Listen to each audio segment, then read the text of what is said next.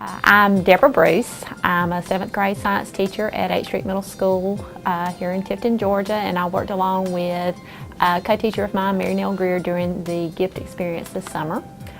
Something we did this year that was really interesting was we got a chance to work with the Geographic Information System. We went out with one of the technicians to a test plot, and we strapped on this backpack that had a satellite GPS antenna in the back of it. We looked like an episode from the Ghostbusters, and we walked through the fields recording data that mapped out geographic locations of the test plots and also the greenness of the plants.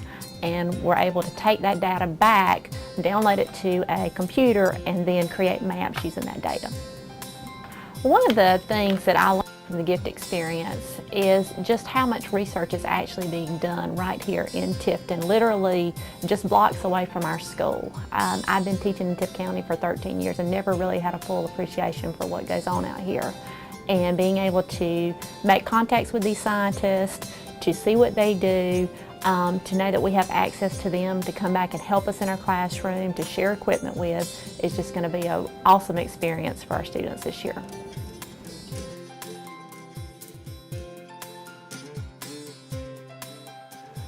Pam Lane is our gift teacher for this year. We had her out here last year also, and enjoyed her company and her contributions so much last year that we actually sought her out to come back this year. This power plant is very large. There's a lot going on, and I'm never quite sure how much someone who comes in for such a short period of time, who's never been exposed to this sort of environment, this sort of equipment and processes, how much can they really absorb and take home with them.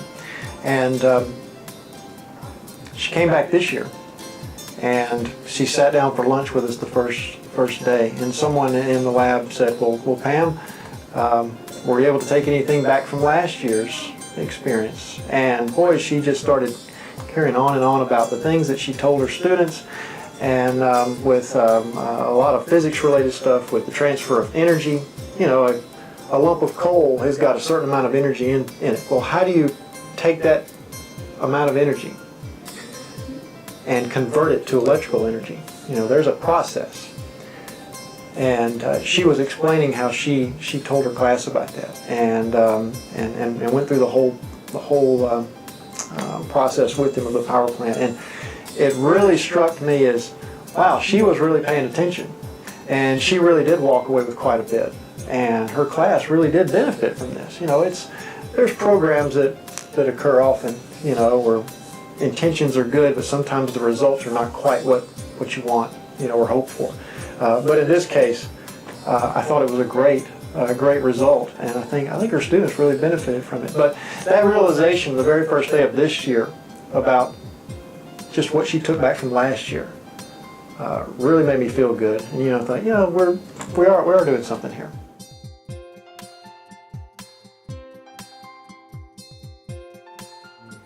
The Race to the Top grant that CEISMC received has a component that is the gift component. That's one of the 4 or 5 components that the grant has. We think that component is very important because it provides teachers with the opportunity to connect what they do in the classroom, what they teach, the content knowledge that they teach, to real life experiences, things that probably they were not doing since they were in school as themselves. As they become more experienced teachers, they concentrate more in the experiences in the classroom. And I think we see a broadening gap between those experiences and the type of applications that content has in the real life. Those applications happen in the industry settings, happen in the university research settings, and sometimes our teachers kind of move away from those experiences, so they find harder and harder to connect the meaning of the instruction that they are giving the students with the real applications, with the career and jobs that are out there that could be used as incentivizers for the students to engage in a deeper understanding of those concepts and a deepen study of the ideas that are being taught in the classrooms, in the curriculums, either the science, the mathematics, or any curriculum in general.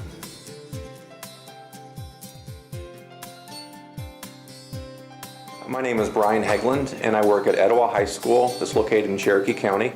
And next year I'll be teaching AP Physics B and AP Physics C mechanics. And those are mainly 11th and 12th grade students. Some of my daily tasks at Siemens for my gift experience included creating something called an assembly process instruction.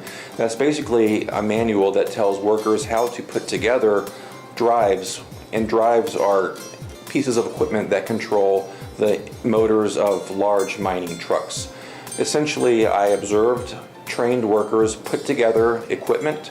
I took notes and pictures of what they were doing, and I will assemble and process these notes into a PowerPoint document, which will be distributed to employees in other parts of the world, who will then use those to assemble and manufacture these drives. This particular program, really excited to have Brian be a part of the STEM program this year. Personally, to me, he brings a different perspective into what we do.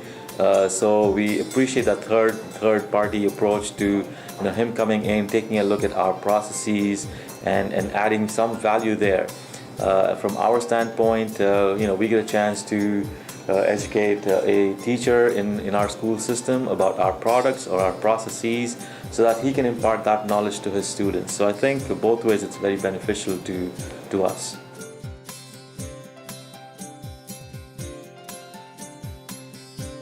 So currently what the Department of Transportation's use for maintaining roads or seeing where the distresses are is a lot of them have these big cars that cost about $2 million that they just go take on roads and they sample because there are only limited number of vehicles. And when they do that, they're not really getting a statistic of how good or bad the roads are. So the idea was that why not try to come up with something else? And I read a report somewhere that the National Highway State Transportation Administration proposed that starting 2014, all the vehicles that are manufactured must have a parking camera. So if that camera is already available, why not use it while the car is driving forward? Because you are using it otherwise only when you are parking. And that's how the whole thing got started, and they are working on making potholes, patches, and ruts and cracks for me right now, which is the scope of my PhD. So we are making a model of a road with 4 types of distresses. It has to have a pothole, cracks, a patch, and a rut. And right now I am manually making all of those distresses in this foam board.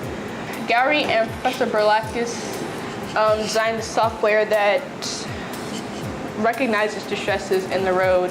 So we're making a 3D model so that she can actually use the camera and use this model as a road and figure out where the distresses are.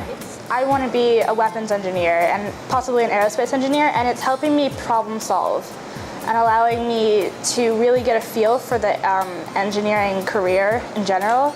Also, it's a great experience to get to work with an engineer like Gowrie. She's great, she's very helpful, and it's just sort of showing me what I'll be doing in the future.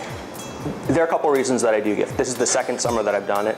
One of the reasons is I love seeing what actual researchers are doing. So I think it's really interesting that there are people out there who are studying all sorts of problems that we never think about as you're just teaching. And then I guess one of the other reasons is it gives me, it's challenging. Unlike not that teaching isn't challenging, but it forces me to sort of be a student again and learn new skills and think creatively. And also I really like showing students situations outside of the classroom. So it's nice for them to get to see that some of this stuff is actually being used in the world.